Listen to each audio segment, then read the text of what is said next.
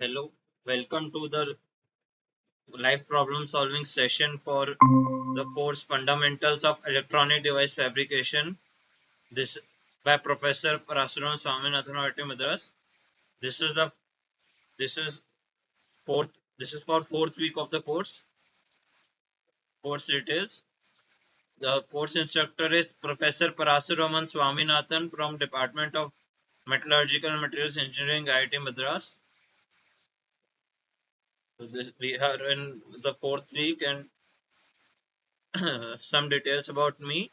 My name is Mayank Goel. I am a research scholar in the Department of Electrical Engineering, IIT Bombay, and my research area is 2D materials devices. Quick recap for week 4, which is IC formation. First module is productivity and process yield, where you learn about different types of yields, yield models, costs associated with the IC formation. Then clean room design, where we talk about different types of contaminants and contaminations, what what is the effect of contamination on our devices, what are the sources of contamination, and how do we control the contamination. Third module is devices and IC formation, where you learn about different components of ICs and and typical fabrication processes associated with those components. Fourth module is IC circuit logic and packaging, where you learn about logic gates, components of memory devices, and components associated with packaging. Now we'll look at a quick summary of the of this week as shared by Professor Parasuraman. So first step is process evaluation. Here it is divided into three steps. First is fabrication yield where which is associated with the fabrication and in which the process evaluation is done as part of inline tests as well as real-time measurements at different steps. Then we go to after fabrication we go to uh, wafer cutting and packaging, where e-test, functional test are done on each dies to determine which are the good dies. Then sort yield is done, and then packaging is done. Then parametric test is done on packaging. Then after that, after packaging is completed, the installation of the chip is done, and then the um, data for data after installation of the chip is recorded. So there are three major stages where yield is calculated. First is wafer fabrication yield, which means wafer out of fab divided by wafer start in the fab. That is the wafers with the the final wafers that go for die cutting and chip cutting, divided by the blank wafers you started here. Then wafer sort yield is functioning dies on the wafer divided by total dies on the wafer. So after fabrication, get your wafer with multiple dies. Then you test each die to determine which die you can proceed with for packaging and which die you have to discard. So that comes under salt yield. And next is packaging yield, that is packages passing final testing divided by good die started for packaging. So it it can happen that some dice will die during packaging, or something goes wrong during the packaging, so that the after package device does not work properly. So packaging yield is the the package devices you are getting divided by the dice you number of dice you had after sort yield, and final yield is a combination of all three. Next we look at fab yield. Fab yield can be seen as a combination of all the station yields. A station is basically each step of the fabrication, that is, you start with oxidation, then you do doping, then you do lithography, metal nitridation, metallization. So each of this step can be called a station, because each of this step wafers go to a instrument, they go from there, they go to another instrument, so each of that is considered a station, and a station yield is basically number of wafers leaving the station divided by number of wafers entering the station. Now there are various factors that can affect fab yield, such that number of processing steps. So each step, so no no processing step gives 100% yield.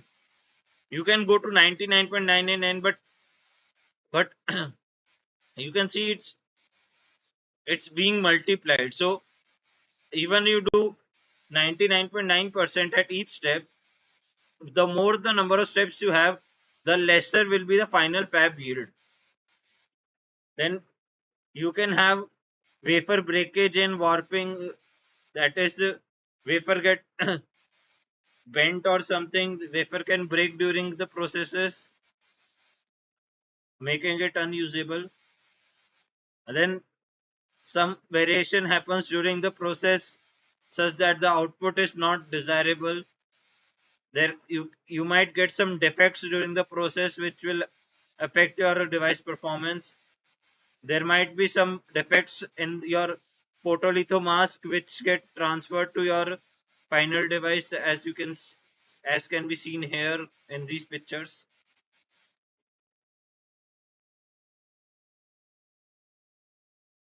Next is your yield models. So a yield is a an integration of your function of defect density function and area, and there are four four models that define how defects are distributed across your wafer. First is Poisson distribution, which says that the defects are randomly distributed all over the wafer. Second is your uniform distribution, which says that defects are uniformly distributed all over the wafer. Then third is triangular model, and fourth is seeds model, which is an exponential function. These these two give such that there are clustering of there are a lot of areas with low defect densities, but there are some areas with high defect densities also. Similarly, triangular model gives an average maximum region have average yields, and there are some regions with low yield, and some regions with low defect density, and some region with high defect densities. Then cost, wafer fabrication cost. So there are multiple costs associated with wafer fabrication, such that your mask where you the mask design is the designing of masks costs money. Then your mask material costs money. Your direct materials, chemic such that your wafers cost money. Then indirect materials, such that associated chemicals, they cost money. The facilities that where such that your clean room and all other facilities, then there are overheads that, and then there are costs associated with the yield and sorting. These are all these are all these are not these are not fixed costs. These are these costs change according to the number of wafers processed, and then these are your direct fixed costs, such as direct labor, which is the labor associated in the fabrication, indirect labor, that is labor associated with maintaining the facilities and other things. Then the equipments you are using. So these are fixed costs. They will be the same irrespective of the number of wafers being processed. Then your cost per wafer is given by your fixed cost plus your material labor process cost when the tool is running, and y is your cost of wafer scrapped due to defects divided by lifetime of the tool, wafer throughput, yield factor, and your tool utilization factor,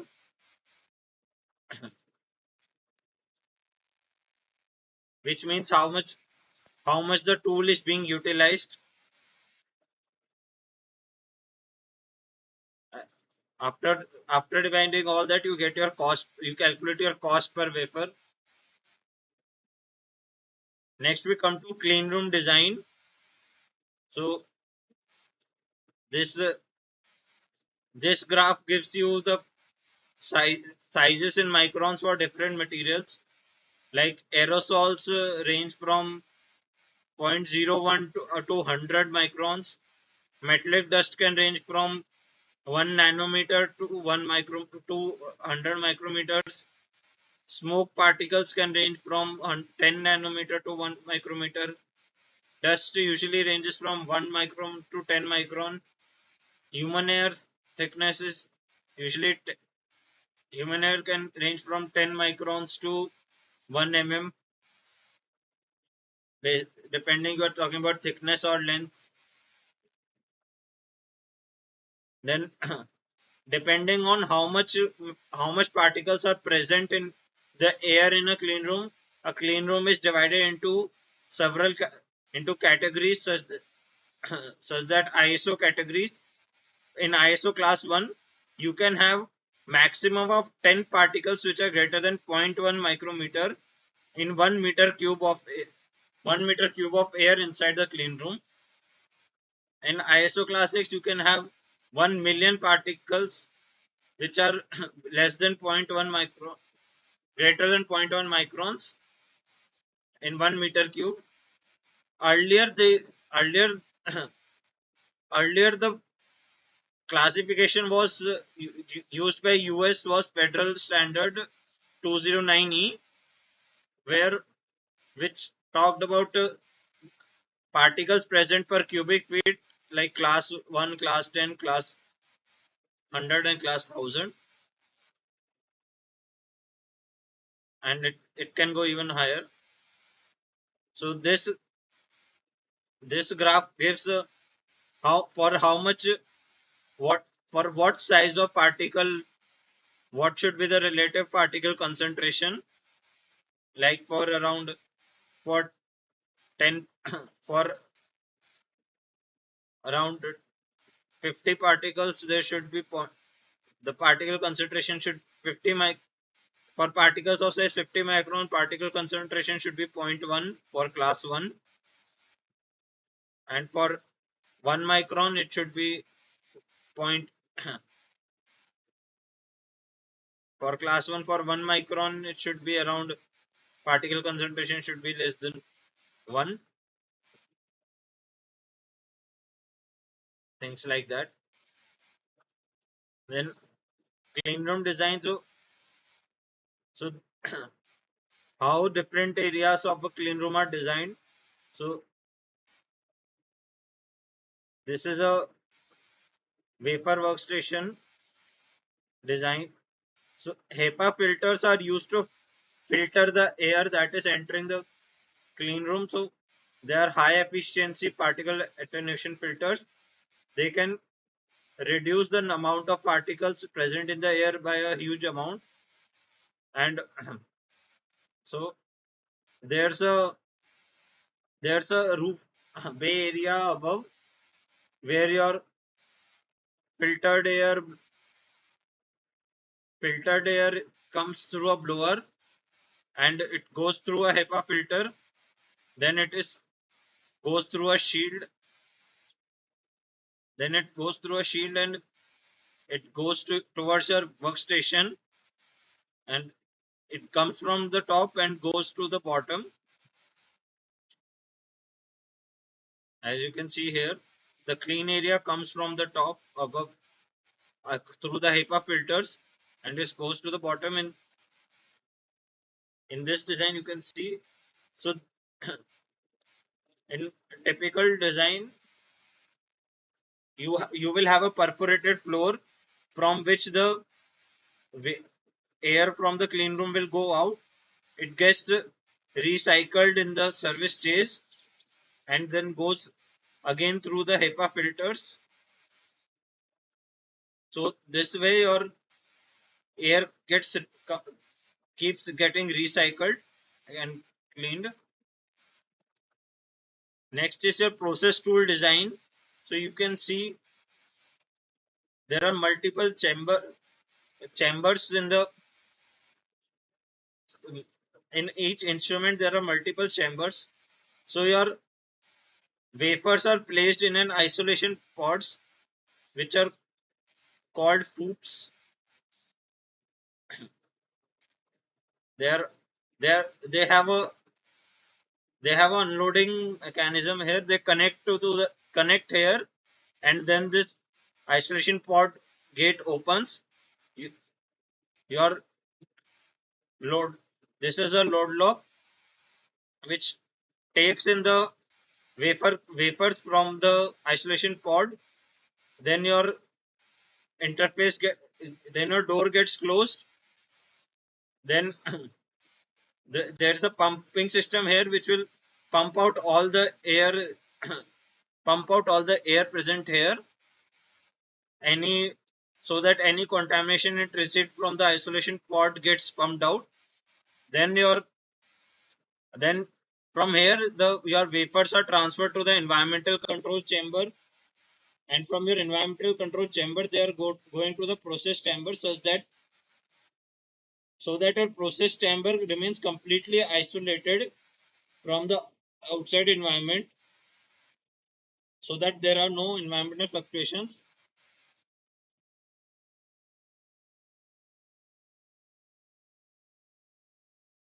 Then your IC elements. So you have passive circuit elements and active circuit elements. So your passive circuit elements usually consist of your resistors and capacitors. So there are various methods to create resistors and capacitors in a IC in a semiconductor in a fabrication lab. So one is your doped resistor, where a region of your wafer is doped and contacts are made across that region, so that your resistance of this doped region is used as a resistor. Another way is to make a make deposit a layer, resistive film on your wafer, and contacts are made at the ends of the wafer. So, and in case you want a bigger higher resistance, you can increase the length of your film by creating something like a serpentine resistor, where in the same area you are having much greater length between the contacts, which will increase the resistance. Then you can make a different types of capacitors. This is a MOS capacitor, where where your one side is metal, then it's oxide, and then your semiconductor. So, and here a contact is made on the semiconductor. So this this structure gives you capacitance. Another is a trench capacitor, where a trench is created and you deposit silicon oxide, and then you create a trench in the silicon oxide and deposit a polysilicon there. And then here you will get a capacitance between the between the outer silicon and the inner polysilicon.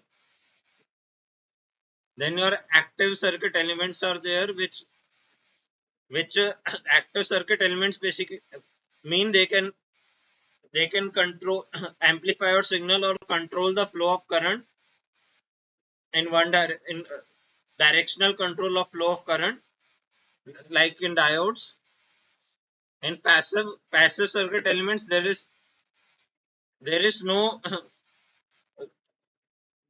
there is no dependence on your current direction, and there is no amplification of signals, hence the passive. So so here how you make a PN junction diode: you take your N type wafer, you deposit oxide, you create channel in the oxide, and you create a P type doped region in the inside your P type doped region in the wafer. So this P type doped region and this N type doped region give you your PN junction. Then you make your contacts from the P type region and the N type region. In a Schottky junction, your metal is directly deposited on your wafer. So this metal and semiconductor interface gives you a Schottky junction, which also acts like a diode. Here is your BJT, bipolar junction transistor, where in your you have your substrate, P-type substrate, then you grow, then you make your N-type epi layer, and in that you deposit your different different materials. So, like here it's a lateral structure, so this one is your P, N, and P lateral. This way you will get your collector junction, layer junction. This is a vertical junction where one contact comes from your substrate, one contact comes from epi layer, and one contact comes from your doped region. So this will be a base emitter collector.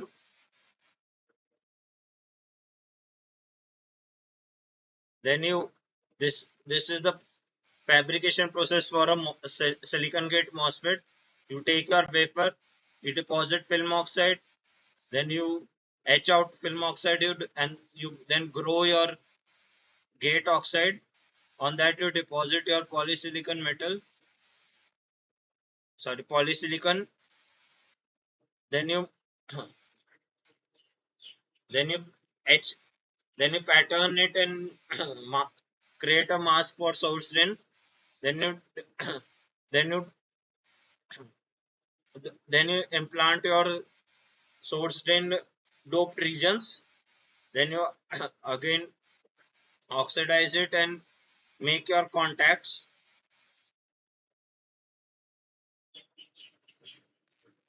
Next is IR architecture. So generally for digital computing, we use logic gates. So one is your most basic gates are your OR gate and your AND gate. In OR gate, you have two. You can make it from a diode as well as from a transistor. So this is how we make from. This is the circuit for OR gate from diodes, and this is the circuit for OR gate from transistors. Similarly for AND gates, this is the truth table for OR gate, where for, for except for both off inputs, your output is off. Other than that, your inputs are on. Your ones and zeros are typically mean low voltage and high voltage.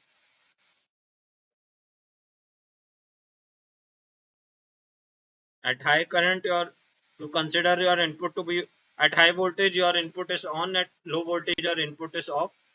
Similarly, your output in AND gate, only if both inputs are on, your output is on. Otherwise, it will be off. Then there are other gates such that NAND gate, NOR gate, XOR gate, X AND gate. And then we come to packaging. In packaging, your chip is taken and it's thinned down so that only your transistor, the fabricated part is there, and all the extra wafer thickness is gone. Then contacts are made from your contacts on the wafer are then bonded to the contacts on the package, so that these legs, and there are typically two types of wire bonding involved: ball bonding and wedge bonding. Where in a ball bonding, your wire is converted into a ball shape and then and then it is stuck to your die, the contact pad. In wedge bonding, a wedge shaped wire is stuck to the contact pad. Then other type of, instead of wire bonding, you can do tape bonding, where you take your leads and you connect it to your contact pads by using a thermo tape. Then another method is your flip chip bonding, where you you your contact, you create solder on your on the substrate where you want to connect your chip. You create your contacts and the solder bumps, and then your and then your contact pad from your contact chip contacts are then placed on those solder bumps, and a physical contact is made. This is also called C4 bonding process. This type of packaging is called CRDIP packaging, CRDIP packaging, where which normally you see your ICs, 8 leg ICs, 10, 16 leg ICs you can see. These are called CRDIP packaging. So this is a plastic casing on the with a lead. There is a lead frame, and inside a plastic casing, which is then sold in the market. So this is the summary. Then we go to practice questions.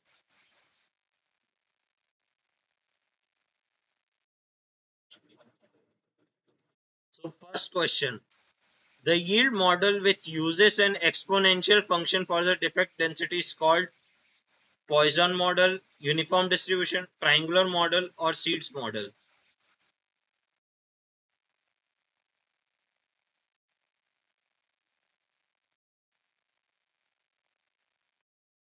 Who can give the answer?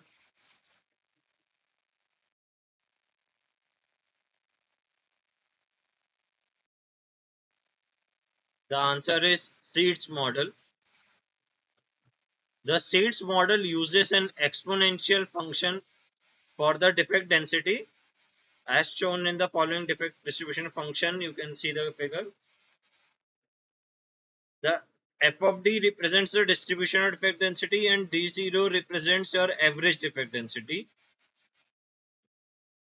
Second question: the 10-step fabrication process has a cumulative yield of 0.85.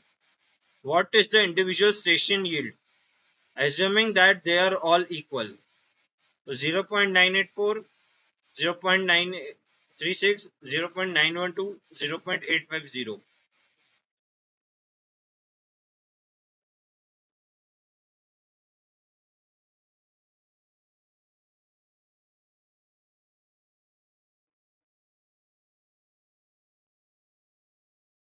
The correct answer would be 0.984. Cumulative yield represents the product of the yield of individual stations. So if individual yield is considered to be x, then cumulative yield of 10-step process will be x bar 10, which is given to us as 0.85. Then x would be 0.85 power 1 by 10, which comes out to be 0.984.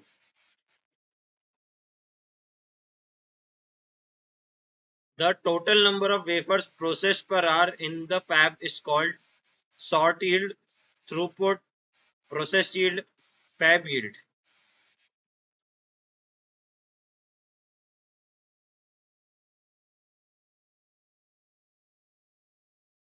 The answer is throughput. This is basically the definition of throughput, that is the number of wafers processed per hour in a fab. As area of die on a wafer increases, which of the following is affected and how? Yield and it increases, yield and it decreases, wafer diameter and it increases, wafer diameter and it decreases.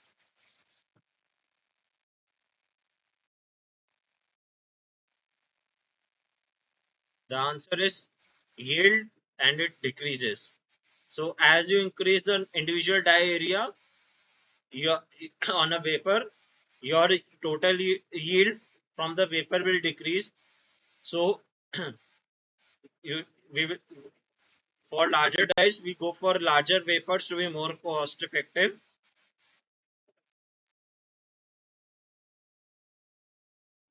Which of the following represents fixed costs in an IC fabrication?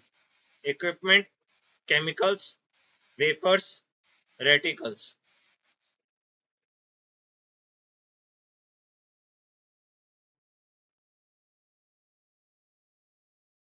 The answer would be equipment. Fixed cost means a cost that is independent of the number of ICs produced. All other three are dependent on the number of ICs produced. Only equipment cost is fixed. IBM is an example of an IDM.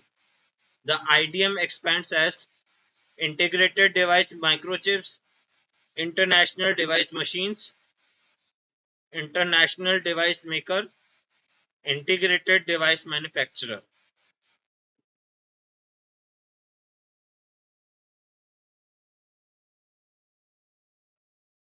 The answer is integrated device manufacturer.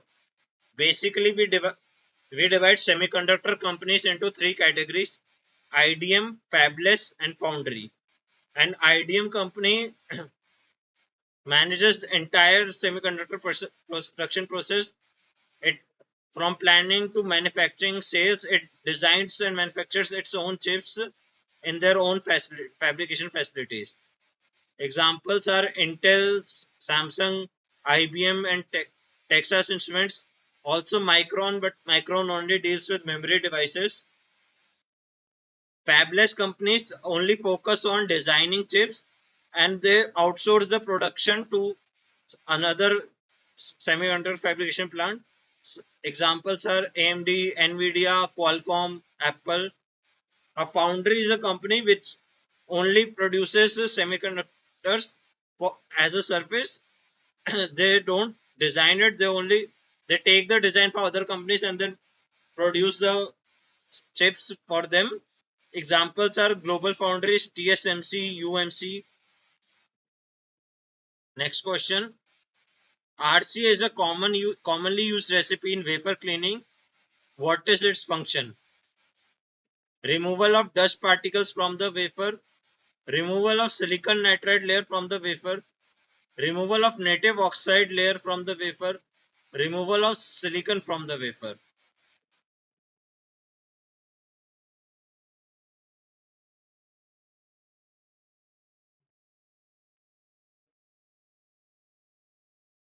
The answer is removal of native oxide layer from the wafer. It is RC is a standard set of steps used to remove the native oxide layer at this, but it is not just used to remove the native oxide layer. It is also used to remove the metal, any metal and other contamination from the wafer surface that gets incorporated during the wafer production process. Hence, every wafer goes through RCA. Every silicon wafer goes through RCA cleaning before the start of fabrication process. A logical operation that gives an output of on only when both inputs are on is called NAND, NOR, and OR.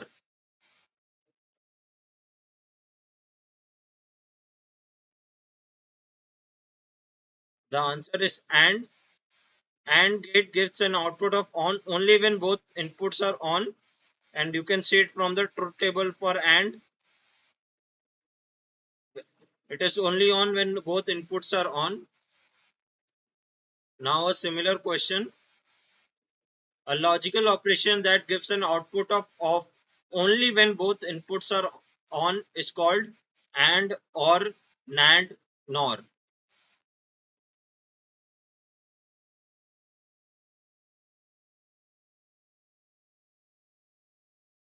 The answer is NAND. NAND represents a not AND. Basically, you are doing a not operation on an AND gate. So you are getting an inverted output. When the instead of so so when the output is off in AND, in NAND the output is on, and when the output is on in AND, the output is off in NAND. So it is the opposite. So in this case, the output is off only when both inputs are on. In other cases, it is on. Which of the following is not an example of an active device?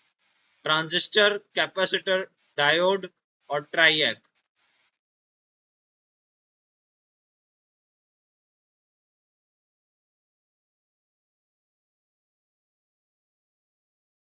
The answer is capacitor.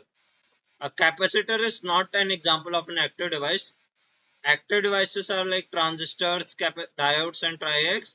They are capable of amplifying signals or controlling the flow of current. A capacitor is a passive device, that is, it can only store energy in an electric field, but it does not amplify or control the flow of current by itself.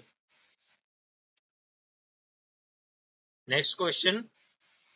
The process in which solder is prefabricated on top of the chip, which is then bonded to the package upside down, is called wire bonding, wedge bonding, tape bonding, or flip chip bonding.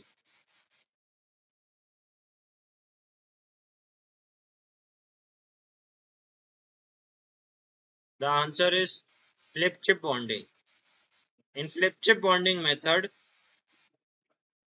it is a method of connecting chips to substrates by flipping the chip over so that its contact pads face the substrate. It is then bonded to the substrate using solder bumps. This this is the typical process that is nowadays used in your CPUs. It has an added benefit of modularity. You don't have to. In other methods, your sub wafer is permanently connected to your substrate. In this method, it can be removed and inserted and removed, which gives some modularity. So you can use the same substrate board for for different types of chips. That is all the questions I had for today. Thank you for attending these this live problem solving sessions, and all the best for your exams if you are giving them and your future.